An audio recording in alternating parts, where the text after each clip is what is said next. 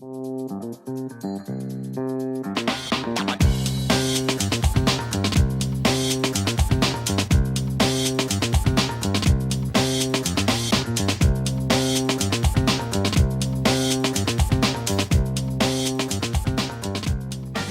I told you that you could synchronize your video and audio content with perfect timecode sync on an Atomos Ninja V, along with another Atomos Ninja V, plus a camera like the Lumix GH5S, which has timecode support via the PC port, or a camera like the Lumix G9, which doesn't have timecode support at all, a recorder like the Shogun 7, which has good old-fashioned timecode input, the app Mavis on iOS, which is an advanced video recorder, including timecode support, 32-bit float audio on a Zoom F6, video on a GoPro, audio recorded on the Meta Recorder app on iOS, and your slate using Movie Slate 8.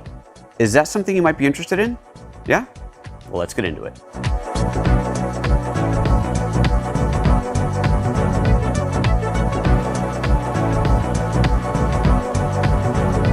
Let's start by answering the question, why? Why bother with timecode? If timecode is there to synchronize your shots, can't you just do that with the audio track? I mean, every modern NLE will easily take multiple clips with audio on them, find how they sync up, and build a perfect multicam clip.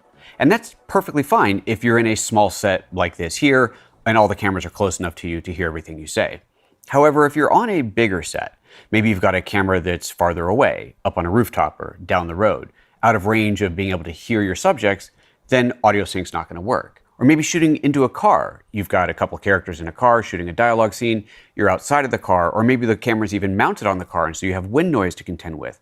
In these situations, audio is simply not going to work. Or maybe you're on a really big location like a football field and you have cameras all over the field and they're shooting all at different times, starting and stopping throughout the game, and you want to make sure that all of those cameras can be brought into perfect sync. Audio is never going to work in that situation. There's lots of reasons you may want to use timecode, so let's talk about how to do it, starting with the AtomX SYNC. This little guy right here attaches to the back of your Ninja V, and it actually sits between the Ninja V itself and the battery. So this actually has a couple of neat tricks up its sleeve, but at its core, it is a Timecode Transceiver. That means it can both transmit and receive timecode. This device can be the master or the slave on the network. Once this is attached to the Ninja V and you slide your battery in here like so, you now have everything you need to generate timecode and record accurate timecode onto your track. Since the battery attaches to the back of it, Atomos built into this a small battery itself, so that when you're shooting, if your battery starts to go low but you don't want to stop recording, you can actually take this battery out, swap it with another one, put it back on without ever stopping. Now there's a few other neat tricks on this device, but we'll talk about those in a minute. Let's go ahead and get it attached to the Ninja. I'll go ahead and attach it to the back and power it on. And there's a couple of things we're going to want to configure in here. Let's start by going into the timecode menu. And you'll see up here that you have a source that you need to choose. The source should be set to AtomX SYNC. That's this device itself. But what timecode is it actually going to use? If I go into the Set Timecode menu, I can choose it to be time of day, or I can set it manually, but I'll leave it at time of day and set for non-drop frame, and then tap Set Timecode. This now sets the master clock for all the other devices on the network. You'll also notice over here that there is a Calibrate button. Now this is critically important when working with an HDMI camera. As you undoubtedly know, HDMI cameras deliver their video and audio a little bit later than real time, somewhere between 2 and maybe 8 or 9 frames, just depending on the camera. This is inevitable with an HDMI device. It simply takes time to process the data from the camera sensor and get it out over HDMI. And the problem is that the camera is going to send the video and audio a little bit late, but the Atomos recorder won't necessarily know that. So we need to program in the delay into the recorder. Fortunately, that's really easy to do. We don't have to guess or test. There's a built-in calibration tool on the device. All you have to do is take an audio cable and plug it into the headphone jack on the Ninja V, and then tap the Calibrate button. The Ninja V will play an audio tone out of the headphone jack, and the other end of this is plugged into the microphone jack on the camera. The camera will receive it and then send that back over the HDMI port up to the Ninja. The Ninja will calculate the difference and set the timecode difference for you. So I'll go ahead and tap on Calibrate and Calibrate again. It measures it and it says there's a delay of 6 frames. I'll go ahead and tap Accept, and now that's programmed into it. Next, I'll go to the Sync Config menu, and under here we'll see that this particular unit is set to be the master. It's also set to channel 7. So that means that any devices that I want to connect to this on the network, all I have to do is put them into slave mode and set it to the same channel. You'll also see here a region. It's currently set to North America because that's where I am. And the great thing about these devices is they can be used anywhere in the world. You simply change the region depending on where you are so that the device can operate at the correct and legal operating frequency for that part of the world. Next, you'll see Bluetooth. You can actually pair up to 6 Bluetooth devices to the AtomX SYNC. We'll talk more about that later on. The last thing you might have noticed up here is that there is a record control button that is currently set to on. What this means is that if that is enabled, when I tap record on this Ninja V, any other Ninja V or GoPro on the network will automatically start recording as well. Now let's check out our other Ninja and make sure that it's on the same network. I'll go into the timecode settings and under sync config, make sure it's set to slave and on the same RF channel of 7. That's it. These are now in sync. Because of the frame offset programmed into both recorders, which might actually be a little bit different for each camera, if you were to shoot video of these screens in slow motion and play it back frame by frame, you might see that there actually is a timecode difference. Remember, that is there as the offset, which is required so that everything lines up in post between all the different cameras. All right, next let's add one of these other cameras to the list. And to do that, we're going to use this. This tiny little timecode device will connect to the master on your network and keep perfect sync along with everything else. Why is the sync so good? Well, it utilizes a quartz crystal inside of each and every single one of these devices, keeping extremely accurate timecode. In fact, as long as they're connected, the timecode is perfect. But if they get disconnected, which would be pretty hard to do on most sets because the range is over 150 meters, you'll find that the timecode will only drift less than a single frame over the course of 12 hours. And then as soon as the devices come within range of each other, they'll find each other, say hello, and start to slowly drift back into sync, keeping perfect timecode across all of your devices. Now, this little guy can be used in a lot of different situations. I'm going to go ahead and start by using this on the GH5S. The GH5S can accept timecode through the PC port with a special cable adapter that comes with the camera. I'm going to take the BNC cable that came with the UltraSync 1 and just connect the two. At this point, the GH5S isn't yet reading the timecode. I actually have to go into the menu and tell it to read the timecode from this device. So I'll go into the menu, navigate to the timecode option, and under external timecode settings, tap link, timecode input, hit OK, and then hit OK again. And as soon as I do that, the timecode will be read from this device. Now at this point, the GH5S is actually going to start keeping its own timecode. And it doesn't have a quartz crystal in it, so it's not going to be quite as accurate as this is, which means you're going to want to jam sync probably a couple times throughout your shooting day. But this also means that now I can take this off and use it somewhere else. I'm going to go ahead and put it over here on the Shogun 7. The Shogun makes it really easy. The Shogun has good old-fashioned timecode input on the back, so all I need to do is plug the included BNC cable into the UltraSync 1, and that's it. Next, let's get the G9 on the network. Now, the G9 poses a particular challenge because it, like pretty much every consumer camera, doesn't have direct timecode support. Sure, you might find a timecode menu in the camera, but that doesn't mean that it can actually read timecode externally, which is what we need here. So while we can't make the camera read the timecode from any device, what we can do is put the timecode on the audio track, and then using software on the computer, we'll be able to pull that timecode out of the audio track and embed it as proper timecode. And we're going to embed it with this, another UltraSync 1.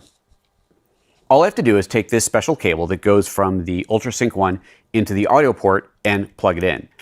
As soon as I do, we'll see on the audio level meters that it's receiving something, and we know that that's the timecode. Now with this particular cable, we're actually feeding the timecode to both the left and the right channel, which means that this camera can no longer record regular audio. There's another cable you can get that will actually feed the timecode to one channel and then open up the other channel for another microphone input. So you can still have audio and timecode on the same channel. Next, let's go to the GoPro. The GoPro has a dedicated back called the Sync back. This is a tiny little timecode device that simply nestles in the back of your GoPro using a specialized little case that comes with it. You simply drop this into place, close the door, latch it tight, and then connect the two using an included USB cable. It's just a tiny little USB-C to USB-C cable. Plug those in, and now they can talk to each other. I'll fire up the camera, and immediately it's going to find and sync up with the network. Now this camera's ready to go. And remember, when I start recording on the Ninja, that's actually going to start recording on the GoPro as well. Now let's go to our audio recorder. Using the Zoom F6, I can record 32-bit float audio with perfect timecode sync.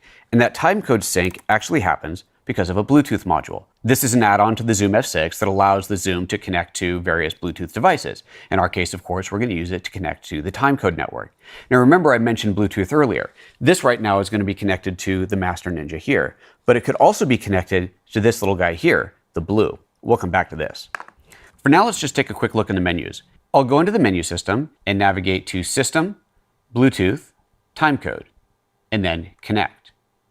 If you've never paired them before, then you'll need to go onto the master and start Bluetooth pairing. The two devices will find each other and you'll go ahead and accept that. But in this case, I've already paired them. So now that I've told it to connect, within a few moments, it has actually found the master network.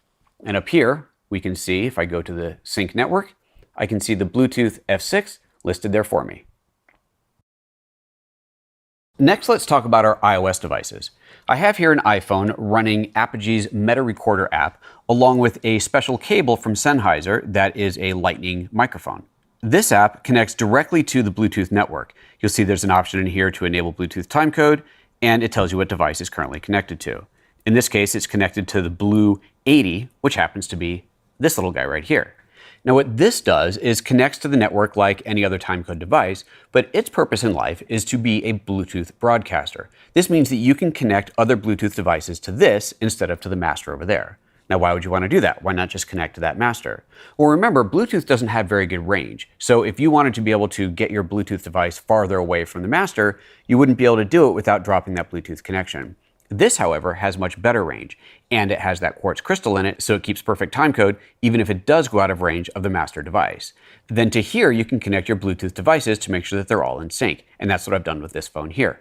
Imagine the scenario where you're walking around a location with an iPhone and a microphone, with this in your pocket, making sure that you keep perfect sync with everything else going on around you.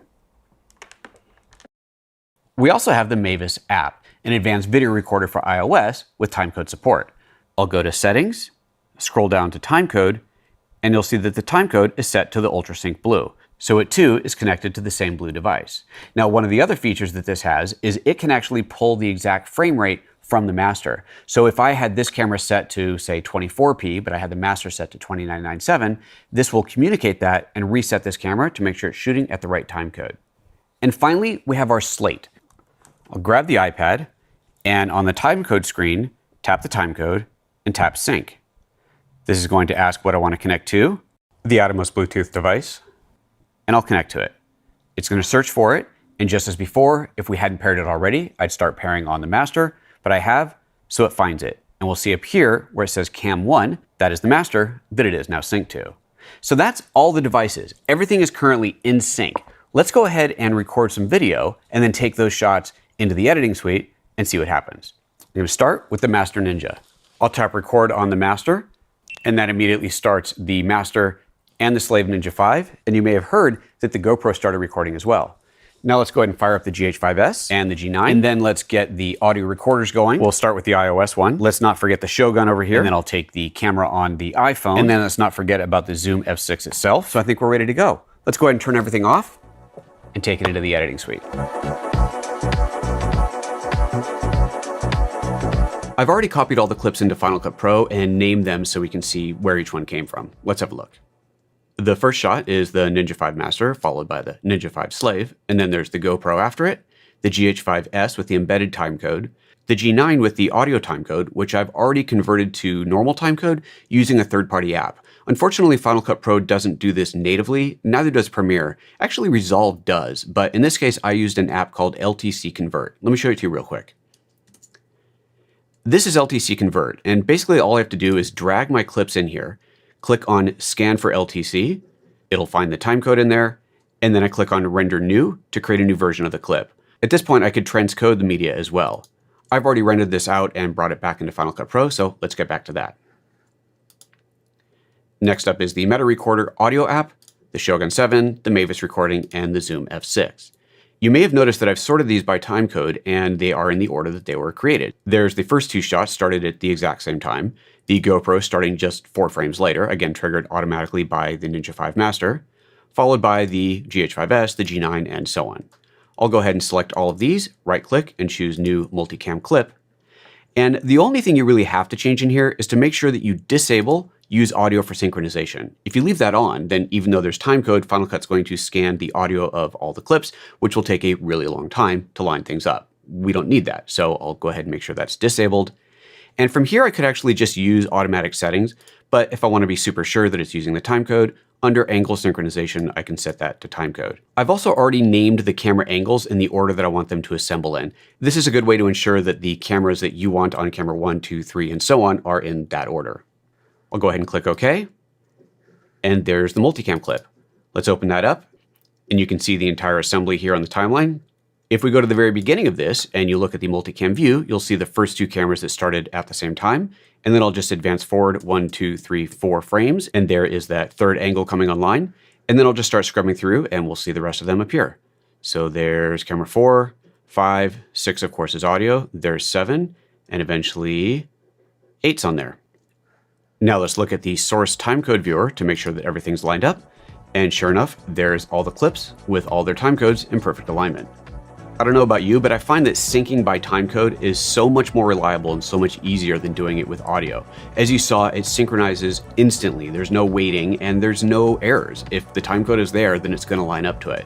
It's really a great way to do a production. Obviously on a really big set, it's critical, but even on a smaller production, like for YouTube videos like I'm doing here, this can be invaluable. So thanks for watching. I hope you found this interesting and educational, and we'll see you in the next video.